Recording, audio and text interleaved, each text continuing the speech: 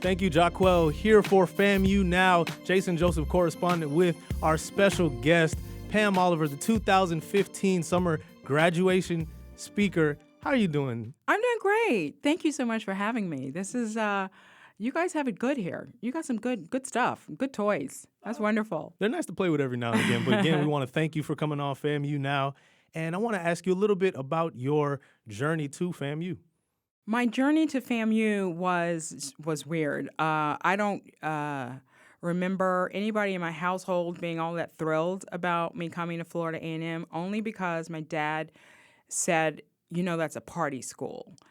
And how would he know that? He hadn't been here, So he had, I think, asked around or by word of mouth, had that opinion formed that FAMU was a party school. Now, when I came from Niceville, there were a couple little basketball scholarships and things like that I had offered, but, track was one I wanted to continue to do. So that had a lot with why I came here. I also wanted, frankly, to be a part of my own culture for a change, because growing up, going through military life, you're in a predominantly white setting, if I can just be honest about it. And you were always one of 9 black graduating seniors at Niceville High School when I graduated. So I wanted to be more immersed in with my culture for a change. So that was important to me.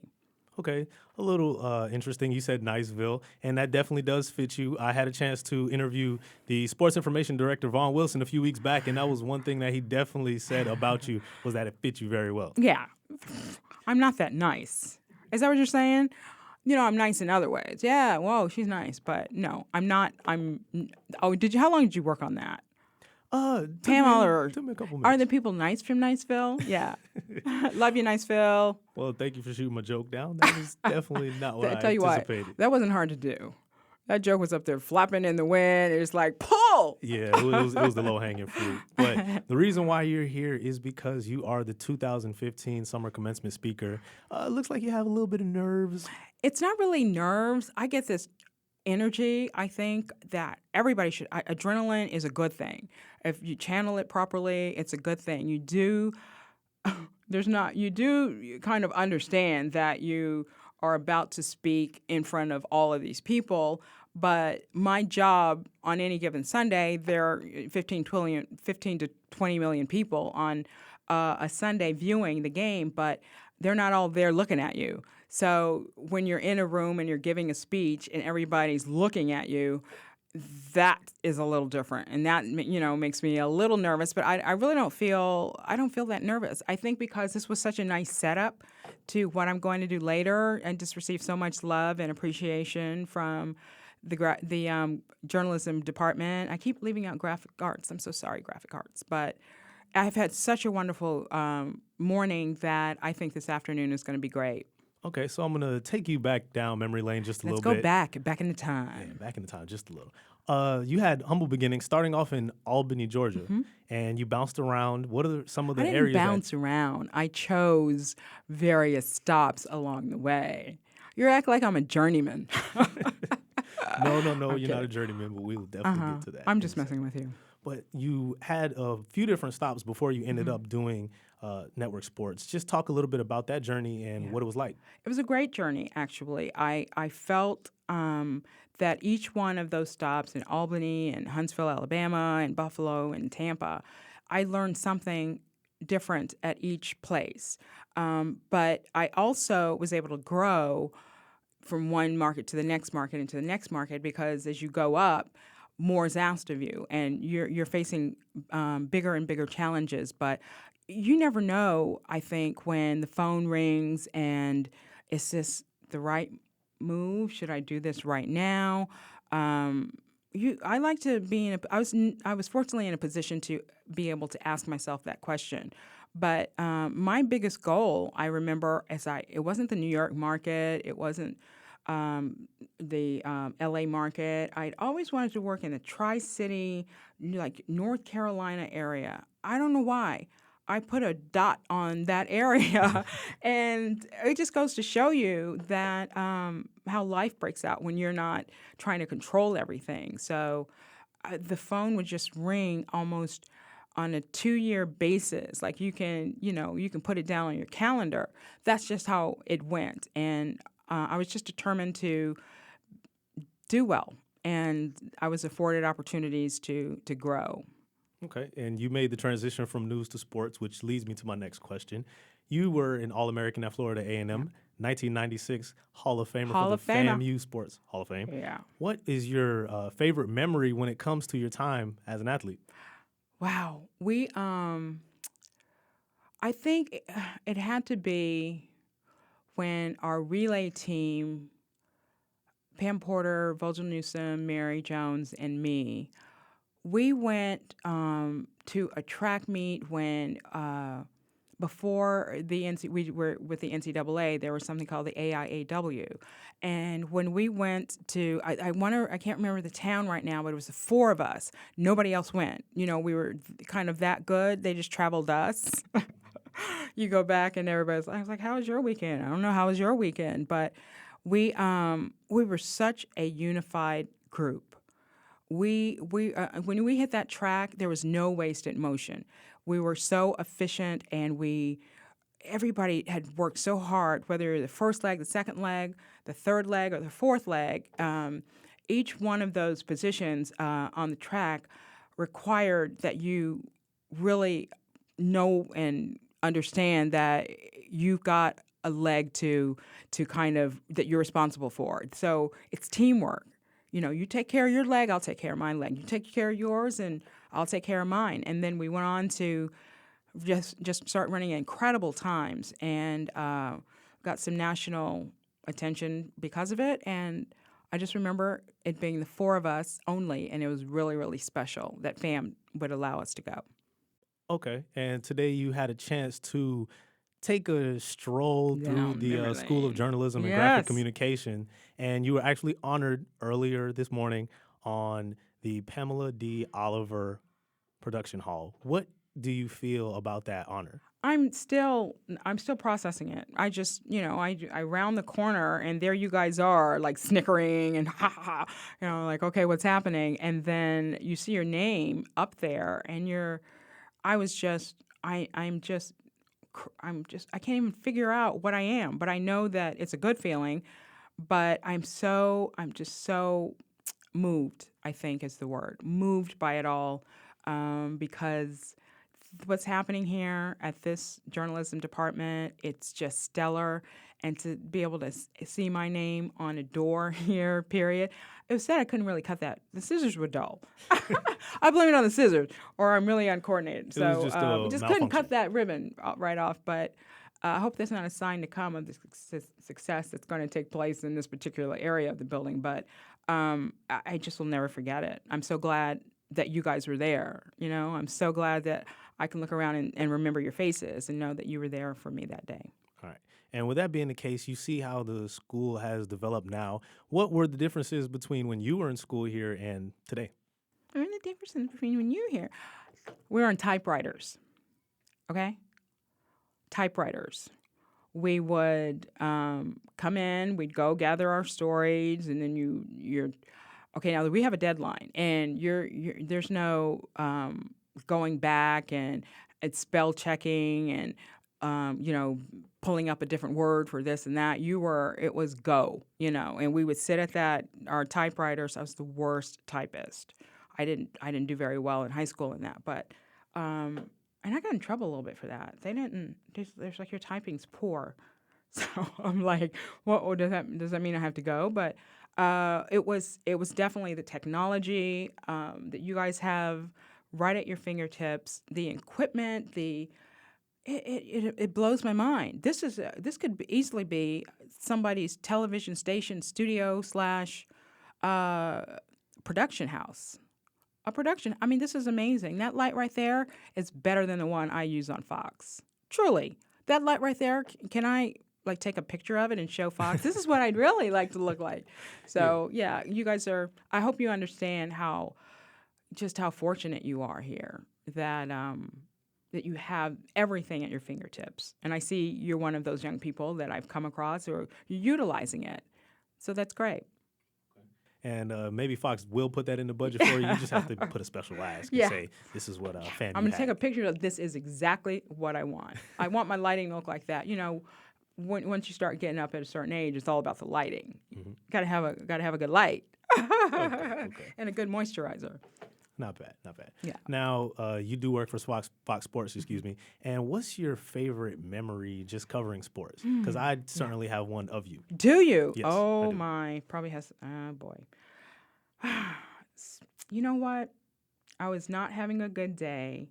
It was not my Super Bowl to cover. I was helping another reporter cover the Super Bowl, and I thought this is strange. But you know, I did helped out. I got the halftime interview, and then I finally said, "What am I doing?" I went and had a seat, and I had a seat next to Paul McCartney, who performed at the halftime show. He was just sitting there on our set, and I just went and sat next to him and watched the game. And the Packers went on to beat the Patriots, and I had a seat next to Paul McCartney. And I interviewed Emmitt Smith after he broke the rushing record. And so there are just all these different sorts of memories that I have that are kind of in their own little compartment. Oh, wow. Well, mine is actually a little bit interesting. It kind of helped me decide which way of journalism that I would want to go. Yeah. The wild card game. Yeah. Packers, 49ers. Oh. The coldest game that a lot of people have ever seen. And I was just in awe at what you were doing on the sideline. It was a cold that you could never be prepared for. I'm going to tell you right now. I was concerned my organs were going to shut down. It was so cold that I think I melted my coat because I started sliding over by the players' heaters and all that. And I didn't enjoy it. I enjoyed the game. I was so distracted by the cold. You reach a point where you said, you just got to stop. You know, it's cold. It's cold for everybody. And you just got to stop. And it was amazing. The game was great. And the weather was a part of it. It was part of your job to be able to cover that. But I think it's fairly well known that I don't like cold weather. I don't do well in cold weather. Things, you know, it's just a thing. But I've never gotten over. But that was one of those where I first started the game one way, and I think as the game went along, I was able to focus and do my job. Nobody cares that you're cold. That's my slogan for a lot of things. Oh, I didn't get this interview. Nobody cares.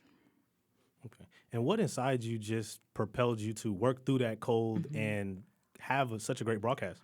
Well, it was my job, and second, it was a crazy game. It was a crazy game, and it was a great game.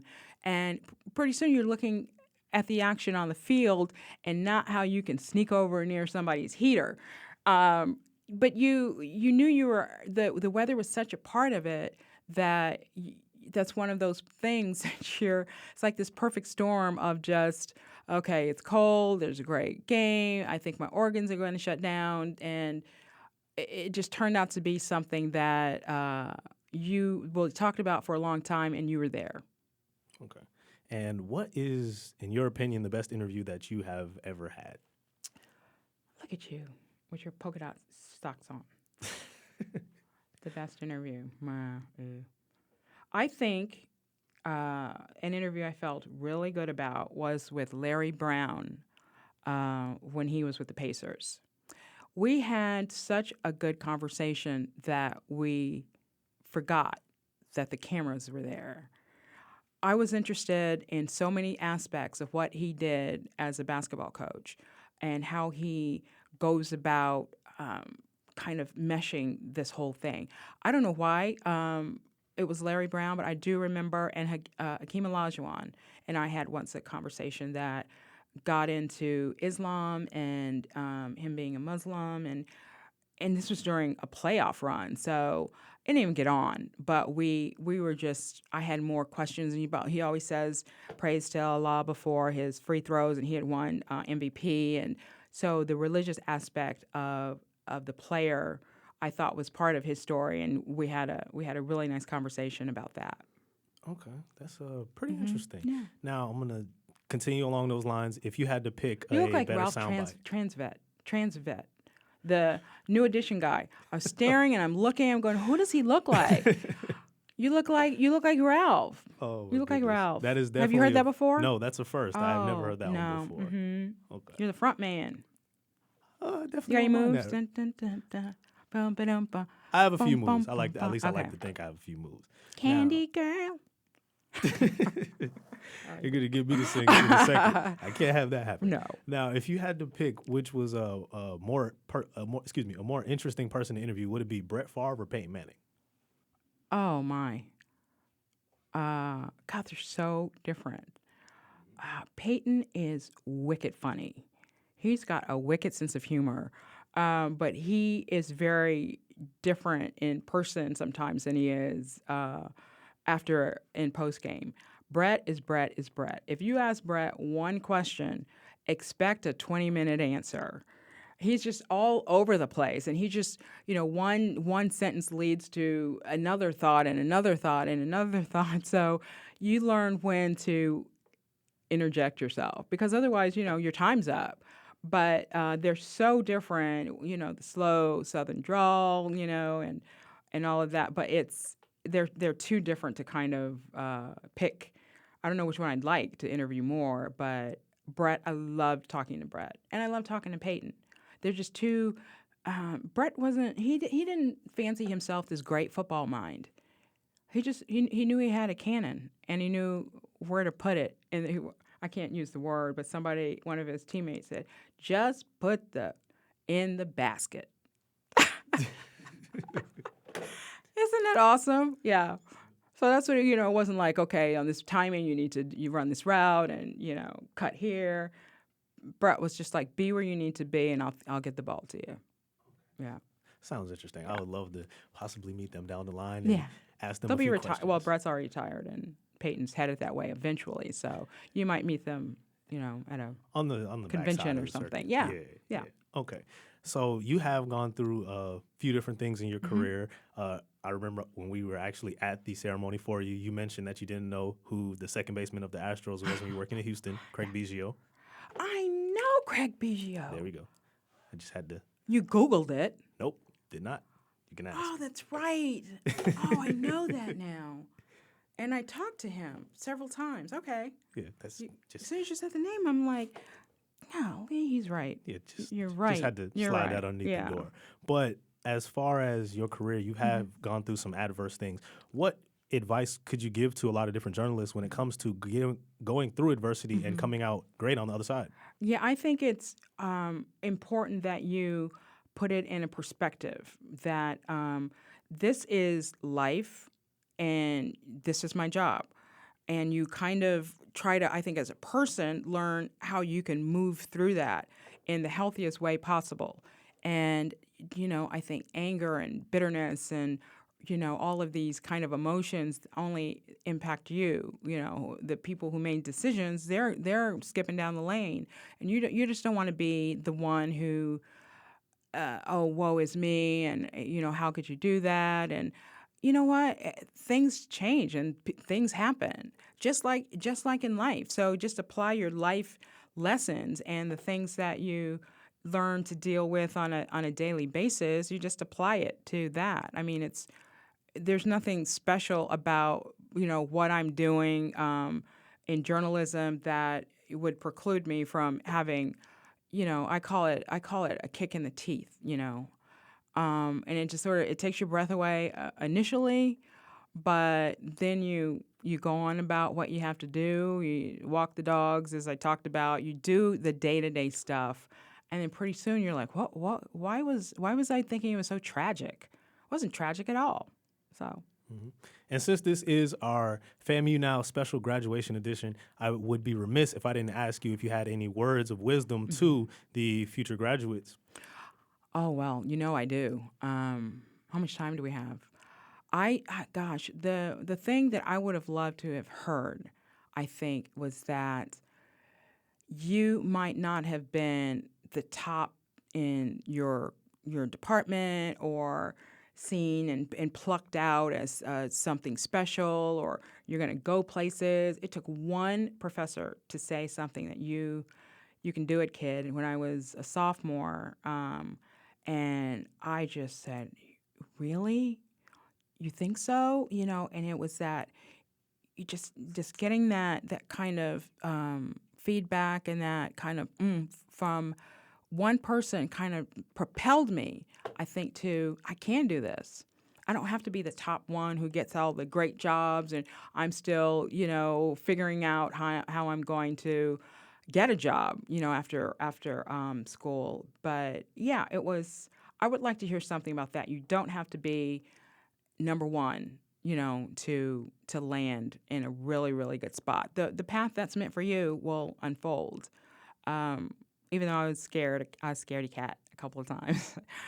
I sort of diverted off my path and had to get right back on it. But yeah, I think just don't worry about what other people have or what they're doing, or start feeling less than because this person is already like, nobody has their stuff together as they like you to think. So it doesn't mean that you should feel bad about yourself, or you're not as good as, it just means that great for them, they had that opportunity, but it doesn't mean that you're not as good or can be as great. Okay, so slow and steady wins the race. Mine was slow and steady, but but then what if they pluck you to go, okay, you do one job and New York calls. I would go to New York. See ya. And just figure it out when I got there. But I just feel like I'm just going to slow, plodding, I gradually get it. I'm not saying I'm dim-witted, but I know for like when I make decisions, it's very methodical and, hopefully well thought out. But sometimes, a little impulsive. Okay, that's not too bad. All right, Pam, it's definitely been a pleasure, and I want to thank you again for coming on to FAMU Now. This is correspondent Jason Joseph signing out. Back to you, Jacquel. Peace.